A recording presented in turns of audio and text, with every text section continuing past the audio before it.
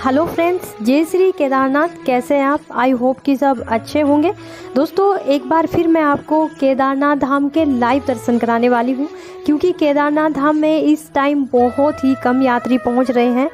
तो आज की इस वीडियो में आपको पैदल रास्तों के भी में जो खूबसूरत से नज़ारे हैं एक बार फिर अपनी इस वीडियो में दिखाने वाली हूँ, क्योंकि जहाँ पर रामबाड़ा में जो 2 पुल टूट गए थे उनमें से एक पुल का दोबारा निर्माण हो गया है और इतना खूबसूरत निर्माण हुआ है कि आप इस वीडियो में देखेंगे तो आप यही कहेंगे कि हम इसी रास्ते से जाएंगे। मंदाकिनी नदी के इतने खूबसूरत से व्यू इस रास्ते से आते हैं। तो आज मैं आपको अपनी इस वीडियो में पूरी अपडेट आपको देने वाली हूँ। और दोस्तों, यात्रा आप देख सकते हैं बहुत ही कम चल रही है, इसीलिए अब कोई भी लाइनें नहीं लग रही हैं। अब आपको खुले में बाबा केदार के दर्शन होंगे। तो आइए अब मैं आपको रामबाड़ा का वो रास्ता दिखाती हूँ जहाँ पर बहुत बड़ी आपदा आई थी और जो 2 पुल बने हुए थे पैदल यात्रियों के लिए, घोड़े वालों के लिए, वो टूट गए थे।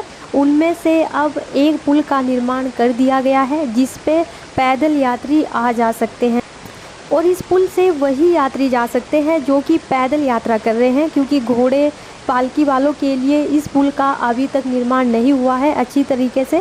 ये टेम्परेरी पुल बनाया गया है, लेकिन इस पुल से आपको मंदाकिनी नदी के इतने अच्छे अच्छे व्यू देखने को मिलेंगे जिससे आप यहाँ पर थोड़ी देर रुक भी सकते हैं। यहाँ की जो प्रकृति है उसको फील कर सकते हैं। ऐसी खूबसूरती आपको यहाँ से दिखाई देगी, क्योंकि इस पुल का निर्माण केवल पैदल यात्रियों के लिए किया गया है। आप देख सकते हैं कि 2 दिन हो गए इस रास्ते को खुले हुए और आप देख सकते हैं कि ज़्यादातर पैदल यात्री इसी रास्ते से जा रहे हैं, क्योंकि घोड़े वाले बहुत ज़्यादा परेशान करते हैं पैदल यात्रियों को। इसीलिए आप देख सकते हैं कि आवाजाही इस पुल से बहुत ज़्यादा हो रही है। आगे आप इस वीडियो में लाइव दर्शन करने वाले हैं। इस पुल की खूबसूरती को आज मैं आपको लाइव दिखाने वाली हूँ, ताकि अगर आप भी यात्रा पर आ रहे हैं तो आप इसी रास्ते से जाएं और यहाँ की प्रकृति का आनंद लें।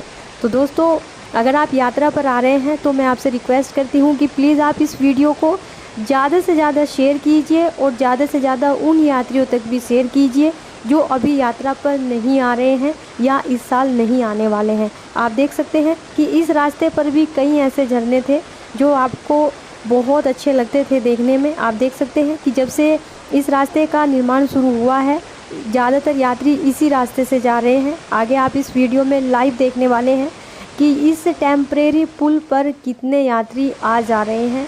तो अगर आप यात्रा पर आ रहे हैं तो आप भी इसी पुल से जाएं, ताकि आप भी मंदाकिनी नदी के इतने अच्छे अच्छे व्यू आप खुद देख सकें।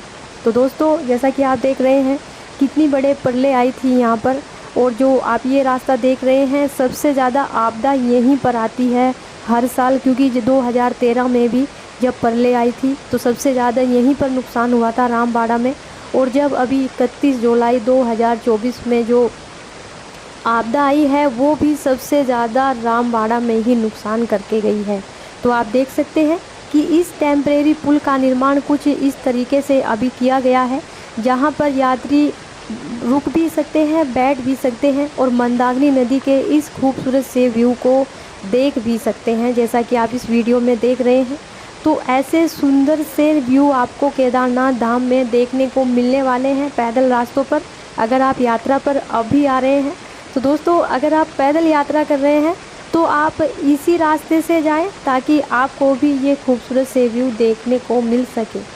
अगर आप घोड़े या पालकी से यात्रा कर रहे हैं तो आपको दूसरे रास्ते से भेजा जाएगा। इस रास्ते से केवल पैदल यात्री या पिट्ठू वाले आ सकते हैं। जैसा कि आप देख रहे हैं 2-4 दुकानें भी यहाँ पर लग गई हैं, जिसमें आप आराम से बैठकर यहाँ पर एंजॉय कर सकें। कुछ चाय वगैरह आप ले सकते हैं यहाँ पर। जैसा कि आप देख रहे हैं 2-4 दुकानें यहाँ पर लग गई हैं जब से ये रास्ता खोला गया है यात्रियों के लिए। और इसके अलावा दोस्तों, अगर आप यात्रा पर आ रहे हैं तो आप सभी जानते हैं हरिद्वार ऋषिकेश से बेस्ट सर्विस प्रोवाइड करते हैं हम गाड़ियों की। तो अगर आप यात्रा के लिए या 2 धाम या 4 धाम यात्रा के लिए पैकेज लेना चाहते हैं तो आप दिए गए नंबर पर कॉल कर सकते हैं और पूरी जानकारी ले सकते हैं। जैसा आप सभी जानते हैं हमारी ट्रैवल एजेंसी के द्वारा आपको न्यू गाड़ी दी जाती है।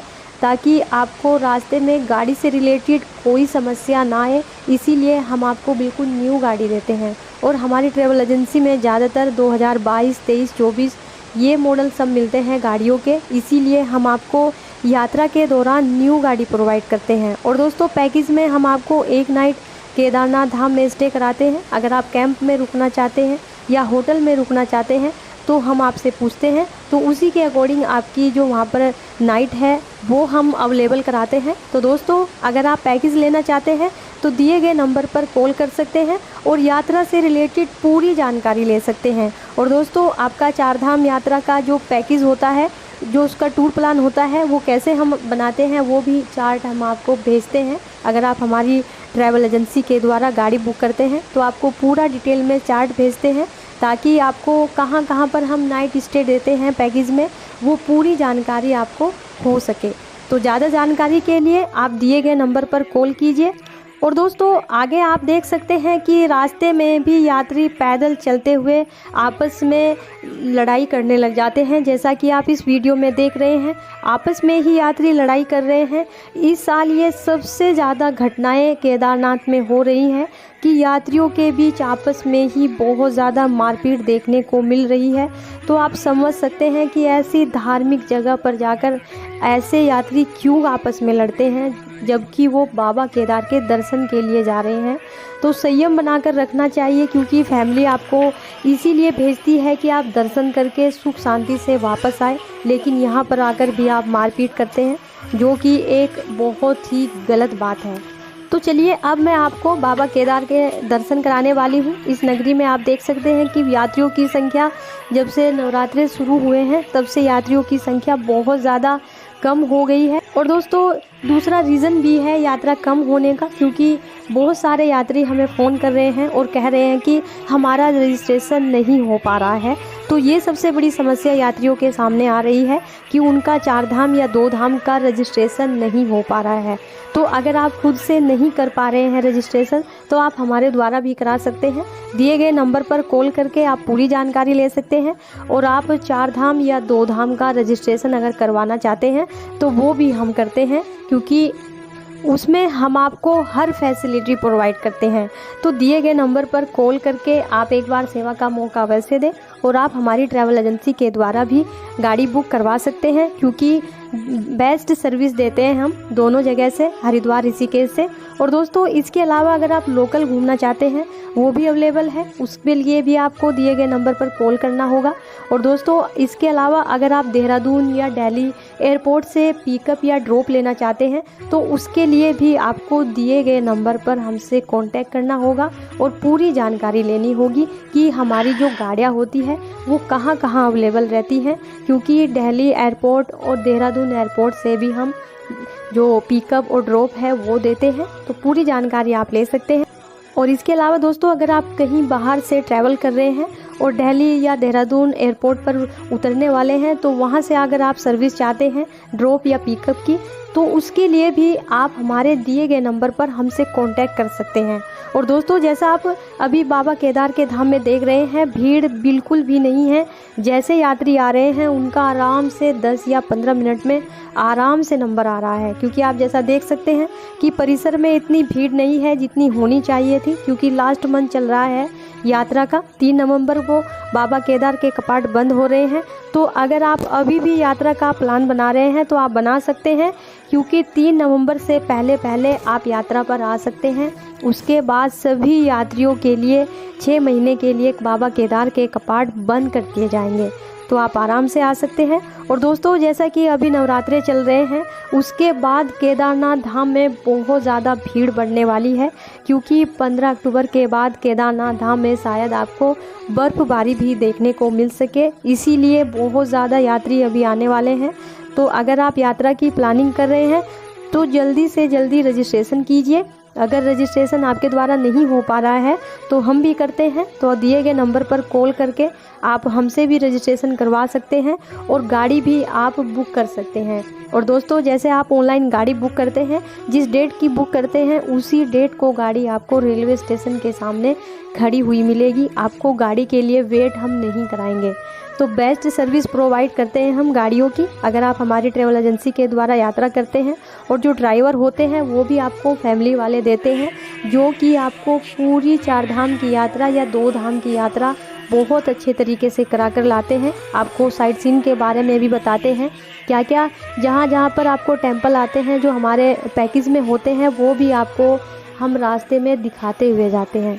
तो हमारी गाड़ियों से रिलेटेड, ड्राइवर से रिलेटेड कोई समस्या नहीं आएगी अगर आप हमारे दिए गए नंबर पर कॉल करके हमसे गाड़ी बुक करवाते हैं, क्योंकि बहुत सारे यात्री हमारी ट्रैवल एजेंसी के द्वारा यात्रा कर चुके हैं और किसी भी शिकायत का अभी तक कोई मौका हमें यात्रियों की तरफ से नहीं मिला है।